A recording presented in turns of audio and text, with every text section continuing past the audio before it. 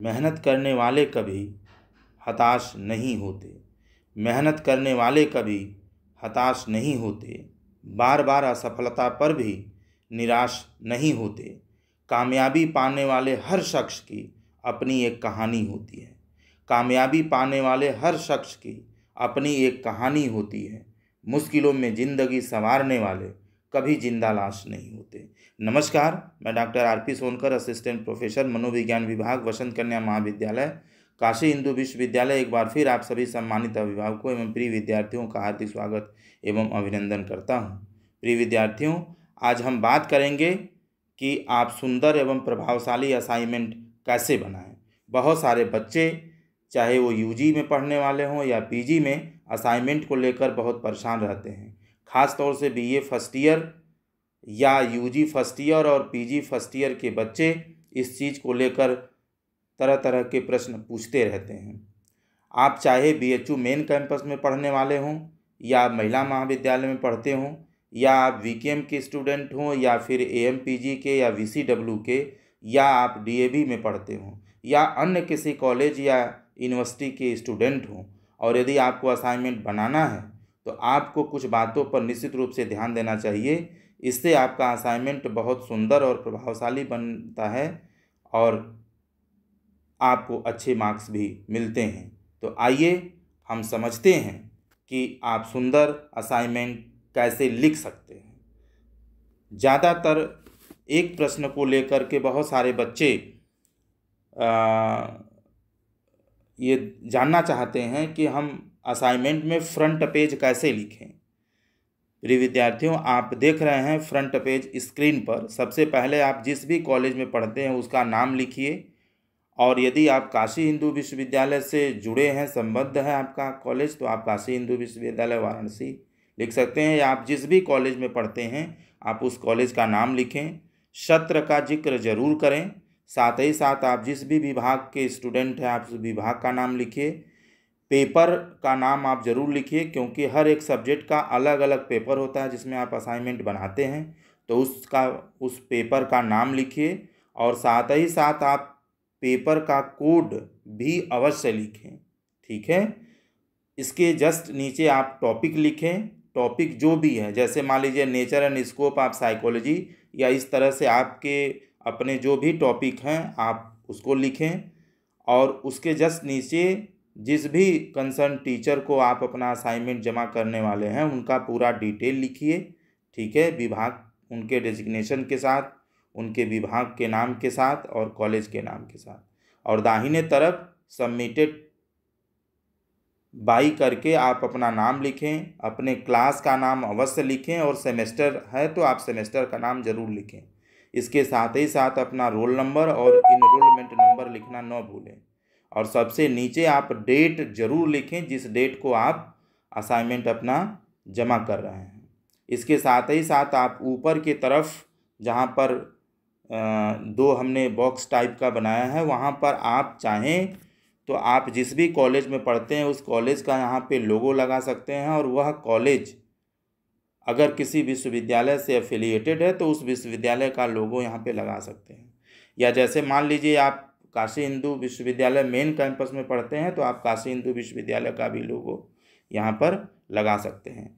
एक चीज़ आप जो बीच में काशी हिंदू विश्वविद्यालय के नीचे जो लिखा हुआ है बीच में, वहाँ पर इस तरीके से आप यह ज़रूर बताएं कि आप किस विशेष पेपर को पढ़ते हैं। जैसे मान लीजिए आप एंसिलरी स्टूडेंट हैं, या आप पीजी में ओबी के स्टूडेंट हैं, या किसी और पेपर को आप पढ़ते हैं, तो उस विशेष चीज़ को लिखना न भूलें। क्योंकि जैसे बीए फर्स्ट ईयर में क्या होता है कि कोर वाले भी बच्चे होते हैं, और उसी BA first year first semester के कोर वाले बच्चे भी साइकोलॉजी पढ़ते हैं और एंसिलरी वाले भी बच्चे पढ़ते हैं।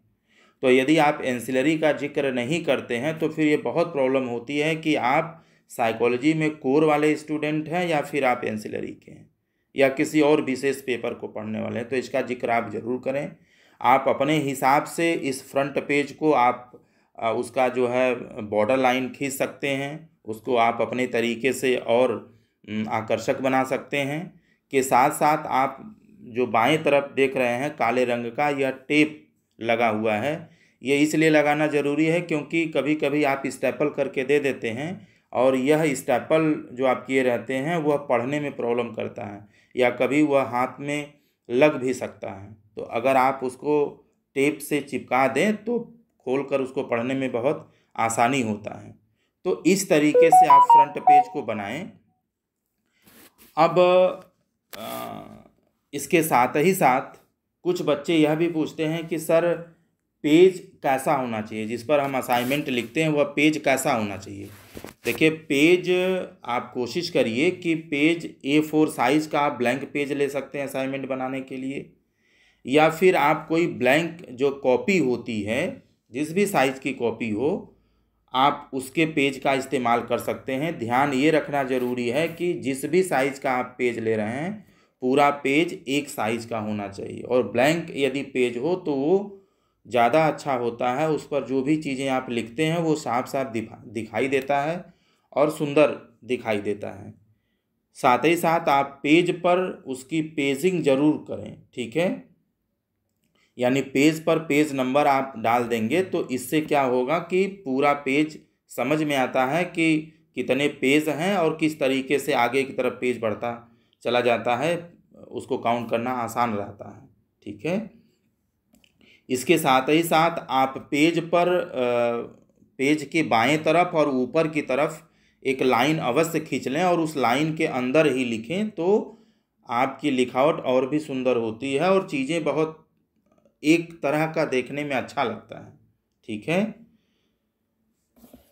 जैसा कि मैंने एक चीज़ और बताया कि फ्रंट पेज में जो आप स्टेपल करते हैं उसको आप टेप से चिपका देने से वो थोड़ी सी सेफ हो जाती है, पढ़ना आसान हो जाता है, ठीक है। हाथ में लगने की जो समस्या होती है वो नहीं होता है।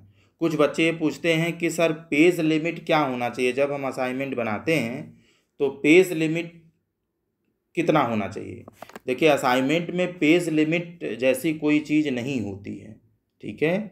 यह आपके टॉपिक के ऊपर डिपेंड करता है कि आपका टॉपिक कैसा है। अगर टॉपिक कभी कभी छोटा होता है जिस पर मैटर कम होता है या कम चीज़ों को लिखने की ज़रूरत होती है, उतने में हम कंप्लीट इन्फॉर्मेशन दे देते हैं तो वहाँ पर पेज थोड़ा कम होता है। लेकिन कभी कभी टॉपिक आपका बड़ा होता है तो उस पर थोड़ा ज़्यादा लिखने की ज़रूरत होती है। तो पेज लिमिट आपके टॉपिक के ऊपर निर्भर करता है कि कैसा टॉपिक आपको मिला है। फिर भी यदि आप टॉपिक के हिसाब से अगर पेज लिमिट की बात करें तो 10 से 12 पेज या कभी कभी 15 पेज भी आप लिख सकते हैं। औसतन 10 पेज के आसपास असाइनमेंट में होना चाहिए। कुछ बच्चे यह जानना चाहते हैं कि असाइनमेंट बनाने में हिंदी या इंग्लिश भाषा का कोई प्रभाव पड़ता है। देखिए आप असाइनमेंट हिंदी में लिखें या इंग्लिश में लिखें यह महत्वपूर्ण नहीं है।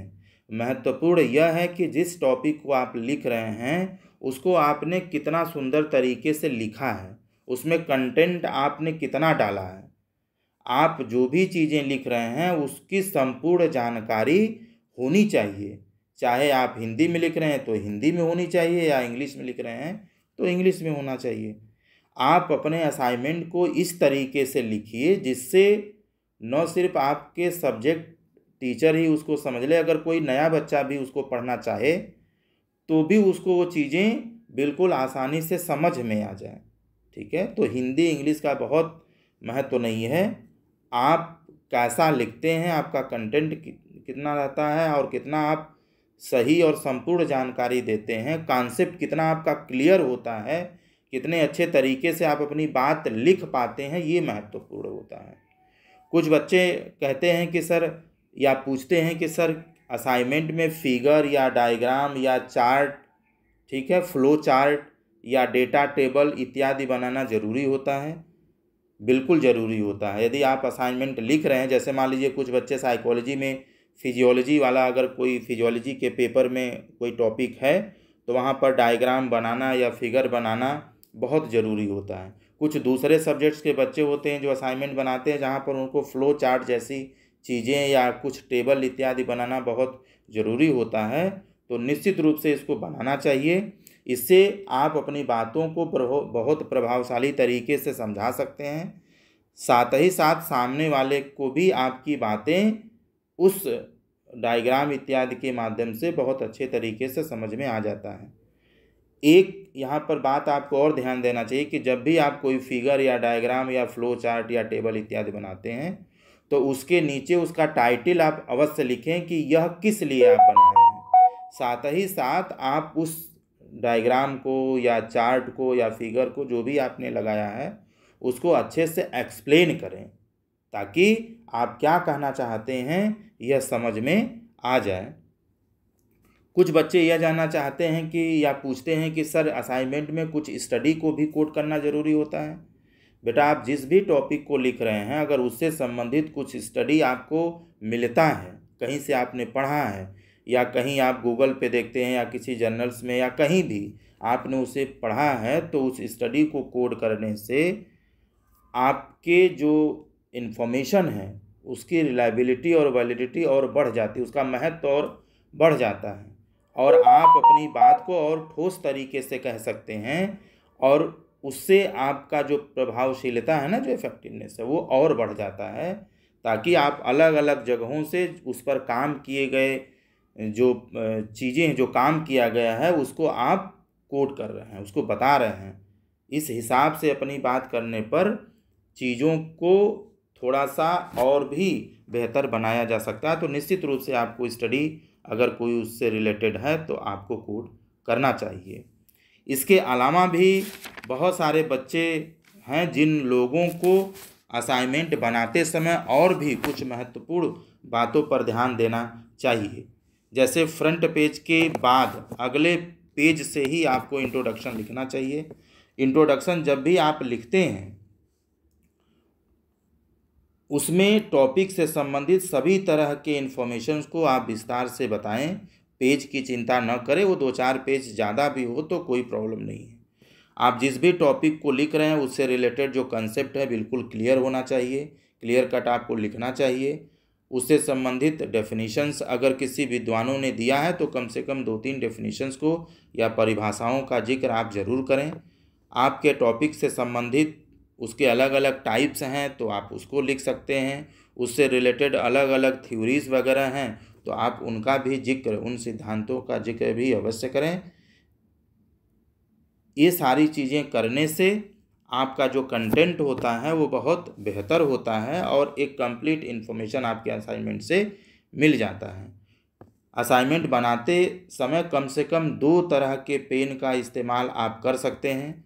हेडिंग्स के लिए आप अलग पेन का इस्तेमाल कर सकते हैं और असाइनमेंट लिखते वक्त कोई इम्पॉर्टेंट इन्फॉर्मेशन है तो उसको आप अंडरलाइन कर दें, जिससे टीचर्स का ध्यान उसके तरफ आसानी से जाता है और वो लाइन स्किप नहीं होता है, उसको थोड़ा ध्यान दे करके टीचर्स पढ़ते हैं तो जो आप कहना चाहते हैं वो कहीं ना कहीं चीज़ें कम्युनिकेट हो जाती हैं। ठीक है, सुंदर और एक समान राइटिंग में आपको लिखना चाहिए, अर्थात शुरू से अंत तक एक जैसी ही लिखावट होनी चाहिए। इस बात पर आपको ध्यान देना चाहिए। अपना असाइनमेंट स्वयं लिखें। कभी कभी ऐसा देखा जाता है कि आप अपना असाइनमेंट अपने छोटे भाई बहन को या किसी फ्रेंड्स को दे देते हैं लिखने के लिए। ऐसा बिल्कुल न करें। दूसरे के असाइनमेंट्स को देख करके आप कॉपी कभी न करें, उसकी नकल कभी न करें। आप असाइनमेंट बनाने के लिए अच्छी बुक्स का उपयोग करें। इसके अलावा क्लास नोट्स का भी आप इस्तेमाल कर सकते हैं और कभी कभी आपको इन्फॉर्मेशन, कुछ स्पेशल इन्फॉर्मेशन चाहिए जो शायद बुक्स में और क्लास नोट्स में नहीं है, तो ऐसे एडिशनल इन्फॉर्मेशन के लिए आप गूगल पे भी सर्च कर सकते हैं और उससे भी कुछ चीज़ें आप इन्फॉर्मेशन निकाल सकते हैं और लिख सकते हैं। यूज किए गए जितने भी सोर्सेज हैं, जहाँ जहाँ से आपने पढ़ाई की है, जहाँ जहाँ से आपने लिखा है, उन सारे का रेफरेंस सबसे अंत में आपको अवश्य लिखना चाहिए। बहुत सारे बच्चे रेफरेंसेस लिखते समय ईमानदारी नहीं रखते हैं और वो बेवजह रेफरेंसेस को बढ़ा देते हैं, तो ऐसा आप बिल्कुल ना करें। आप अगर एक ही बुक पढ़े हैं, 2 ही बुक पढ़े हैं, तो सिर्फ उसी का आप रेफरेंस दें। आप बेवजह रेफरेंस को न बढ़ाएं या बेवजह रेफरेंस ऐड करने की ज़रूरत नहीं है। ठीक है, आप कोशिश करिए कि जो भी रेफरेंसेस आप दे रहे हैं आप उसको एपीआई स्टाइल में लिखें, और यदि आप एपीआई स्टाइल में नहीं लिख सकते तो कम से कम ऑथर्स का नेम, उसका ईयर, बुक का नाम और पब्लिकेशन का नाम अवश्य लिखें। और सबसे महत्वपूर्ण बात कि असाइनमेंट का जो डेट आपको टीचर्स की तरफ से दिया जाता है उस डेट से कम 2 दिन या 1 दिन पहले आप अपना असाइनमेंट सबमिट करें। ठीक है, अगर आप असाइनमेंट अपना सबमिट करते हैं और कोई सबमिशन रजिस्टर बनाया गया है तो आप वहाँ पर साइन अवश्य करें, जिससे डिपार्टमेंट को ये मालूम हो, आपके टीचर्स को ये मालूम हो जाए कि आपने अपना असाइनमेंट सबमिट किया है। कभी कभी असाइनमेंट खो जाने की स्थिति में टीचर्स ये नहीं समझ पाते हैं कि आपने असाइनमेंट जमा किया या नहीं जमा किया। तो ऐसा कोई रजिस्टर हो तो वहाँ पे आप अपना साइन जरूर करें, जिससे ये पता चल सके कि आपने अपना असाइनमेंट जमा किया है या सबमिट किया है। असाइनमेंट की कम से कम 1 कॉपी या तो आप फ़ोटो स्टेट करके अपने पास रख लें या PDF फॉर्मेट बना करके अपने पास अवश्य रखें। कभी कभी विकट परिस्थितियों में यह काम आता है, या कभी कभी मान लीजिए आपका असाइनमेंट खो गया और दोबारा असाइनमेंट आपसे मांगा जाता है, तो उस स्थिति में आप वह फ़ोटो स्टेट भी जमा कर सकते हैं, या PDF फॉर्मेट में आपने रखा है तो उसको आप प्रिंट निकाल करके जमा कर सकते हैं। या कभी कभी एग्जामिनेशन के दौरान वो बुक आपको नहीं मिलती है, या उस असाइनमेंट को देख करके भी आपको क्वेश्चन उस टॉपिक पर जो तैयारी है आप उससे कर सकते हैं। तो आपको ऐसा करना चाहिए। आप अपना असाइनमेंट इतना अच्छा लिखिए कि आपको बेसब्री से उसके चेक होने का इंतज़ार हो, आपको ऐसा लगे कि कितना जल्दी मेरा असाइनमेंट चेक हो और मुझे पता चले कि मेरा कितना नंबर है। आप ऐसा विश्वास करिए कि आपने बहुत अच्छा लिखा है और आपको बहुत अच्छा नंबर मिलेगा। ठीक है, ऐसा आप तभी कर सकते हैं जब आपने अपना असाइनमेंट बहुत अच्छे तरीके से लिखा होगा। बहुत सारे बच्चे क्या करते हैं, असाइनमेंट को गूगल से जो टॉपिक मिलता है उसको गूगल से कॉपी पेस्ट करके जमा कर देते हैं। ऐसा आप बिल्कुल न करें। गूगल से कॉपी पेस्ट करने की ज़रूरत नहीं है, आप ऐसा बिल्कुल न करें। ऐसा करने पर आपका यह जो असाइनमेंट है या आपका जो मैटर है वो बिल्कुल साफ साफ पकड़ में आ जाता है। आपके सभी टीचर्स बहुत विद्वान होते हैं, वो बहुत तुरंत समझ जाते हैं कि आपने ये कहाँ से लिखा हुआ है।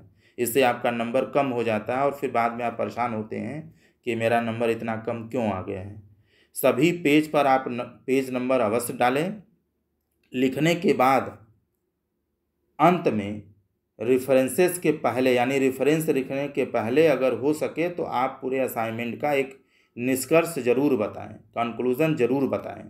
ठीक है, और लिखने में आप असाइनमेंट जब भी लिखते हैं उसमें किसी भी पेज पर आप रेड पेन का यूज़ न करें, क्योंकि रेड पेन आपके टीचर्स जब चेक करते हैं तब इस्तेमाल करते हैं। आपको रेड पेन का यूज़ नहीं करना है। असाइनमेंट ऐसा लिखिए कि असाइनमेंट को पढ़कर आपकी समझदारी और आपकी कड़ी मेहनत साफ साफ दिखाई दे, साफ साफ टीचर्स को समझ में आए। ठीक है, अगर आपके टीचर्स आपको कम नंबर देना भी चाहें तो उनकी पेन रुक जाए, वह न सिर्फ अच्छा नंबर आपको दें बल्कि आपसे इतने खुश हो जाएं कि वह अपने सभी कलीग से या सभी बच्चों से आपके असाइनमेंट के बारे में जिक्र करें और कहें कि देखो एक बच्चे ने कितना सुंदर असाइनमेंट लिखा है, बहुत बढ़िया लिखा है। तो ये कुछ चीज़ें हैं, सामान्य सी चीज़ें हैं जिस पर ध्यान दे करके आप अपने असाइनमेंट को बहुत सुंदर और आकर्षक तरीके से लिख सकते हैं, जिससे आपको बहुत सुंदर मार्क्स मिलता है या मिल सकता है। मैंने कोशिश की है कि मैं आपको असाइनमेंट बनाने से संबंधित आपकी सभी तरह की समस्याओं, जिज्ञासाओं का समाधान करूं। फिर भी आपको कुछ विशेष चीज़ें पूछनी है तो आप कमेंट बॉक्स में जा कर के लिख सकते हैं। मैं कोशिश करूंगा कि आपके प्रश्नों का जवाब दूं या मैं आपको बताऊं। आप सभी को बहुत बहुत आभार।